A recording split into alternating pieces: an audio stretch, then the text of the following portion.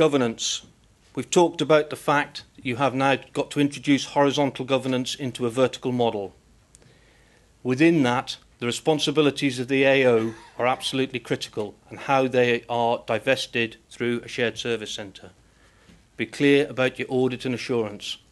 Without that, the AOs will get very, very nervous, particularly when the bills start going up. Within the governance, everybody wants to consult and talk. And I think there was a question earlier about how much we like to consult people as we go through these to get their buy-in. At the middle of last year, during the design phase, we had 37 subgroups discussing how they were going to do it. When we got to the execute phase, which was about a week after I found we'd got 37 groups, we went down to 2. So we could get on and stop the spend and get to the pounds. Do not forget the governance that goes around how it will be funded and how the benefits will flow from it. We've talked about people. The shared service within central government sort of finds its roots in transforming government, which is effectively sat beside CSR 07 and its forerunners in terms of finding savings. People are impacted by these changes, and obviously as you start down the journey, what we were fundamentally saying to them was, we can do this better with less people. It doesn't sit very easily if you've been doing that job, in some cases for 30 years, to hear that message land. What we were saying to procurement, and recognising the comments were made earlier, because it was a journey for procurement, is we can find £400 million better savings than you could find. If you're sitting in the procurement teams, that's not a great message. So you have to think through how you bring those people with you. When you come to deliver the services, you sort of finally get to that bit, there's a number of areas that you want to think about in terms of how do you interact with the people you're providing the services for. Depending on the commercial relationships you're in, you will need some form of services agreement, I would suggest. People spend a long time documenting this, and I could almost guarantee you on day one it will change. And that's just because people get used to it. It's an end-to-end process and everything else. So make sure your work in this area is appropriate, benchmark, take experience from other people. Because it's government, it's very difficult to penalise and incentivise people through the services agreement, so it becomes a mechanism really for clarifying relationships and whether the service has been delivered. Be really clear on the quality that's required. The people receiving the service will demand the highest quality possible, but they won't be able to afford it. We define the people for whom we work in two dimensions: customers and clients. The customers are the people that take the service day in, day out. The clients are the people that pay the bills. And of course they can be the same thing on occasions, and we take service from ourselves, just to be clear. There is a real difference between what the customer wants, what they need, and what they can afford. Because we're in government, we can't price for risk. So by and large, the risk sits all with me or you if you're shared services centres to deliver this.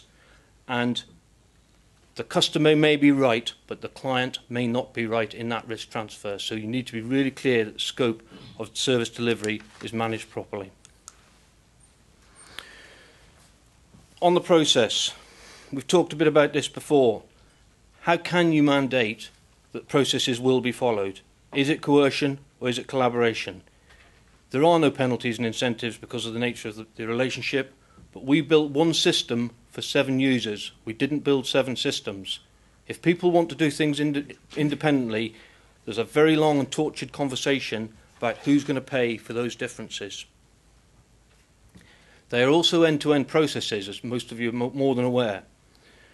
Last week I was being beaten up by somebody who's the chair of one of the research councils because he didn't get paid. All my fault, apparently, until we did some investigation. He'd put the wrong bank details in. Service level failure, 100% down to him. PO compliance. I don't know what your own state of affairs is, but PO compliance in the research councils was very low. Service levels became very low as a result of it. So, with that sort of cook's tour through the uphill bits, why bother? At the end of the day, what motivates most of my people is that we're going to release £450 million back to frontline research. And the people that do that work are working on some sort of fantastic things, from cancer through to the ozone layer, as I've said before. So that is important for them, and the money is going to the front line, which is where it really should do. There are a whole heap of soft benefits, which you can see listed out beneath there. The one thing I would say just before I get to the sort of trailer at the bottom is that it has provided for the research councils quite a strong leadership position, along with other central government shared service centres, in terms of delivering future savings and protecting the sort of front line. And for them, that's been very helpful, because they can now stand up with their peers and demonstrate that they've taken the journey, which is, I'd suggest, more than some other folks in central government have yet done. But going back to the change theme, it is really tough to sell this to people who are doing their job today without diminishing their value as individuals. So, I've just picked out what we believe are the sort of key areas that you need to focus on.